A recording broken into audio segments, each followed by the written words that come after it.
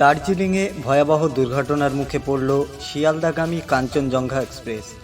সোমবার সকালে new Jalpaiguri station ছাড়ার পরে নিজবাড়ি এবং রাঙাপানি স্টেশনের মধ্যবর্তী জায়গায় কাঞ্চনজঙ্ঘা এক্সপ্রেসের পেছনে এসে ধাক্কা মারে একটি মালগাড়ি।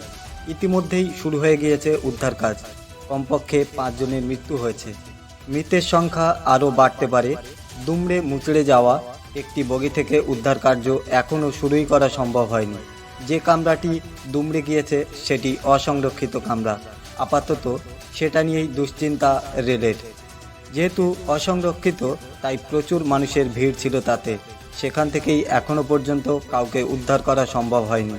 রেল সূত্রে খবর, সিগন্যালিং সিস্টেমের সমস্যার কারণেই কাঞ্চনজঙ্ঘা এক্সপ্রেসের সঙ্গে মালগাড়ির সংঘর্ষ হয়। ঠিক কী কারণে কাঞ্চনজঙ্ঘা এক্সপ্রেসের এই দুর্ঘটনা জানালো রেল। প্রাথমিক তদন্তে অনুমান, সিগন্যালিংয়ের সমস্যার কারণেই এই দুর্ঘটনাটি ঘটেছে। সিগন্যাল ফেল করেই মালগাড়িটি ধাক্কা মারে কাঞ্চনজঙ্ঘা এক্সপ্রেসে। মালগাড়ির ধাক্কায় ট্রেনের পার্সেল ভ্যান মালগাড়ির ইঞ্জিনের ছাদে উঠে যায়। পেছনের কামরাটি দুমড়ে মুচড়ে যায়।